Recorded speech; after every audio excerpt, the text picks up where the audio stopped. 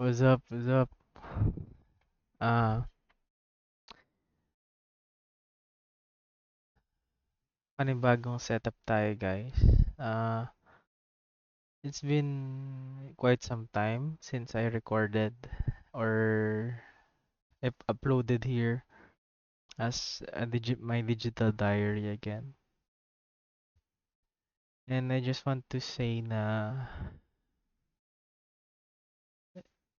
life has been comings and goings, and apparently ngayon lang ako nakapag take the time to really just share my thoughts again. And as you can see, nawala ako sa safe space ako. Nasa toxic environment ako. I mean, I'm in a place where na parang hindi ko na na it's not I'm in a place where ayoko nandito. Ayoko na ayun. But what I learned or parang na-realize ko lang is that I don't own my own shit. I can't take ownership on my own shit or my stuff. All the things that I have is just I didn't work for it.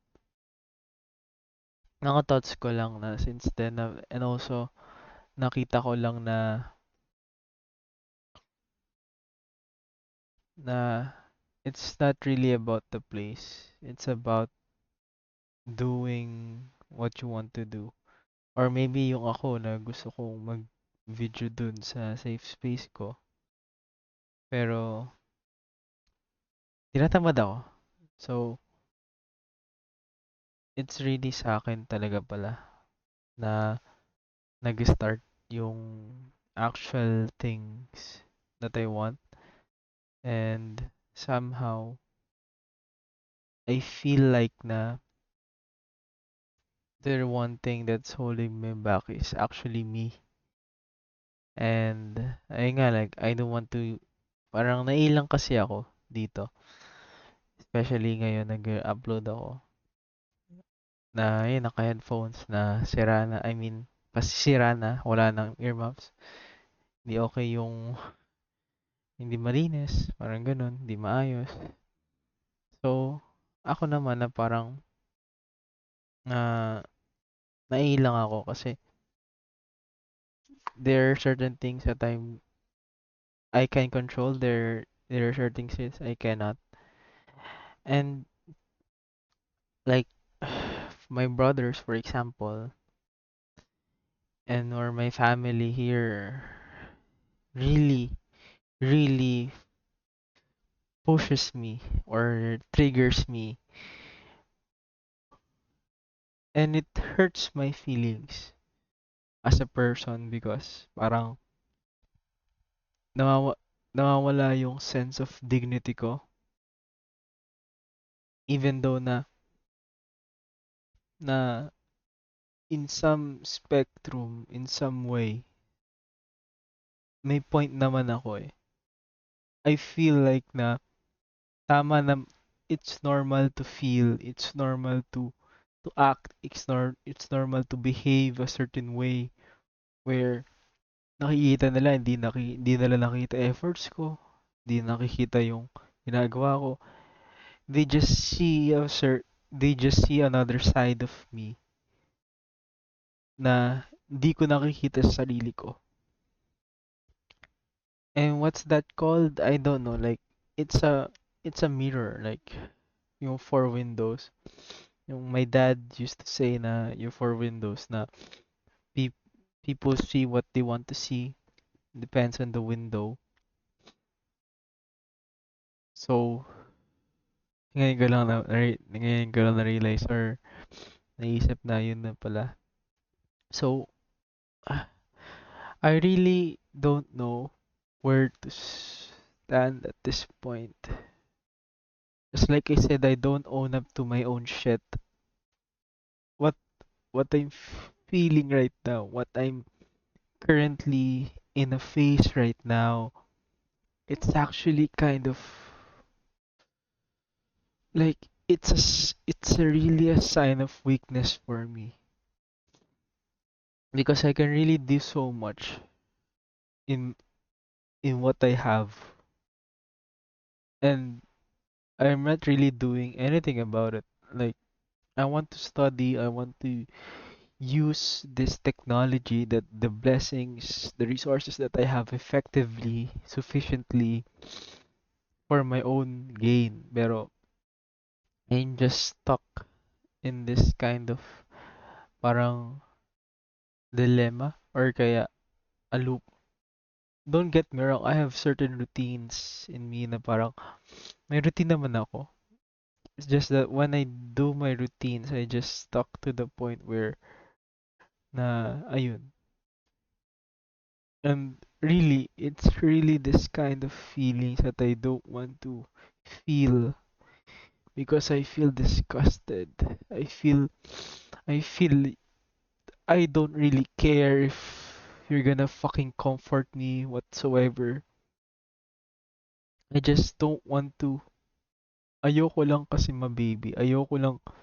I just don't want to feel like I'm useless. I just don't want to see people that I'm not enough. I just don't want to see. And it's really nakakasakal. The anger, the pain, the frustrations, the guilt, the shame, the resentment.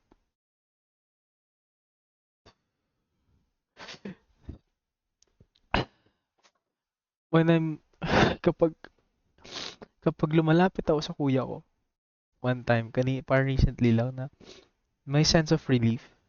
Pero my emotions get to me in terms of anger, in terms of ayoko makinig sa'yo. Tangina, sino ka ba?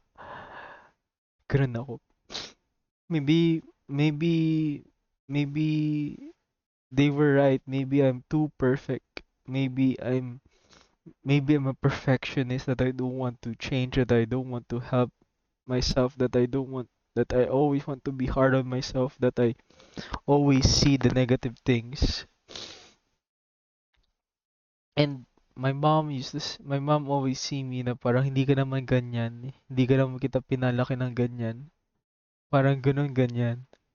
Always, always they want to see, they want me to, they're trying to say to me and realize to me na hindi ka naman ganyan.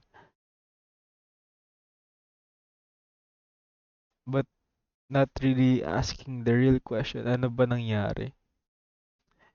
And it, and kapag pag sinagot ko naman, hindi ko alam. Hindi ko alam.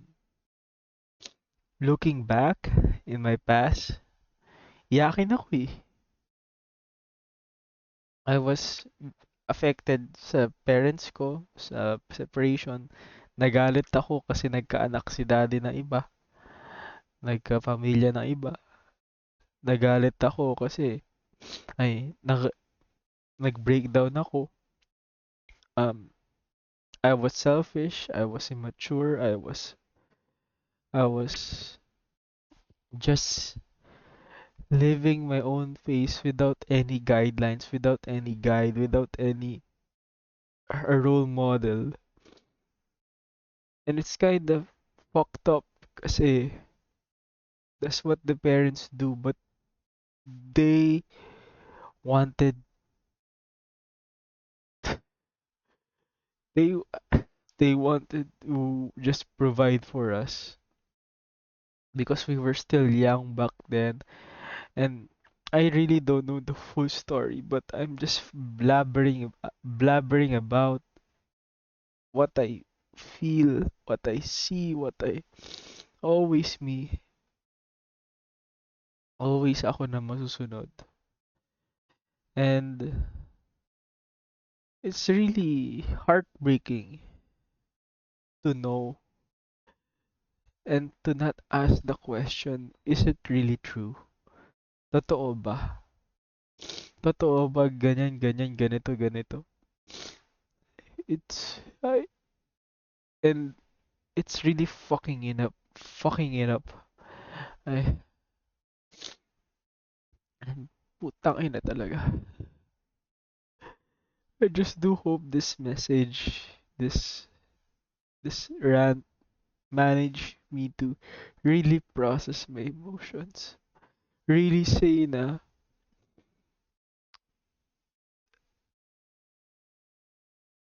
I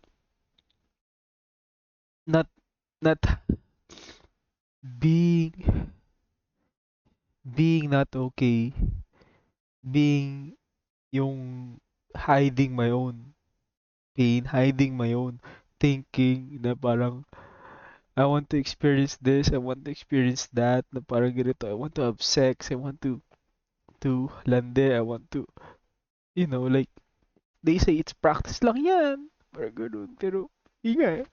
Where do I fucking start, no? And, nakakainis lang kasi, I know what I want, but as it turns out, parang nasa phase ako right now na I really don't care about the fucking consequences. Tapos pinaparinggan nila sa akin, ganito yan. Pwede naman yan, pero sa ibang way. Na-experience na namin yan, pero ito. Pero what about their experiences? What about their consequences? Do you think na parang if sige, na-blackmail ako. What happened was na yun nga, na parang I sent some things, some malicious things, some sexual things in the internet. Then I didn't even care about the fucking consequences. I just let it be. Ayun. Yes, na parang ganyan na parang oh shit eh. Pero inuulit-ulit ko pa rin. Naulit-ulit ko pa rin. Parang ang weird, no?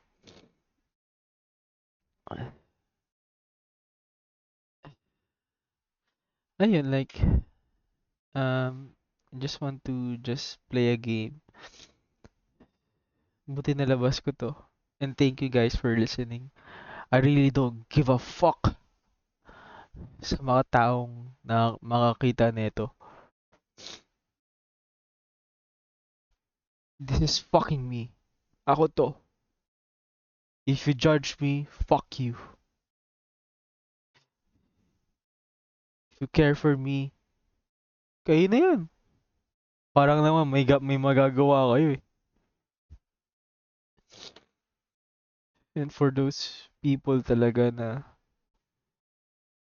na whatsoever na parang ewan, like, I'm sorry. I'm truly am sorry. I'm truly am. And feeling sorry without even know what I'm sorry for, it's it's a kind of a normal thing for me, if it even if it doesn't really fucking make sense. It really doesn't make sense. Pero not everything has to be make sense. Not everything has to, rules are meant to be broken. For God's sake. Alam mo yun, like, basta,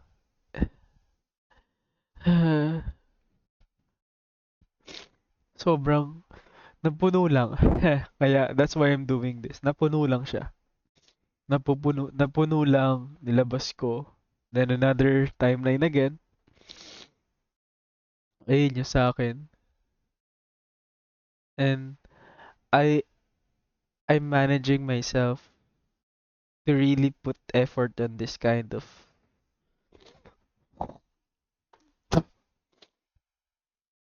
to this kind of, phase for my future self. and say how fucking cringe I am. Diba? Parang ganun. Ay, ganun din pala ako dati.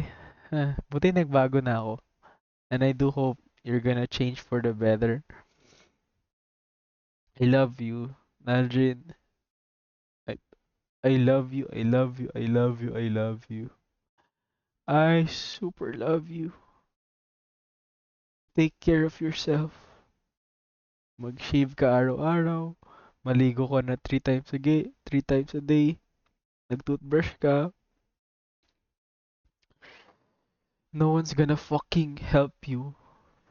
Fuck them but yourself. You feel me, brother? Okay, with that, thank you guys. Thank you, Naljin. I'll see you in the afterlife. Peace.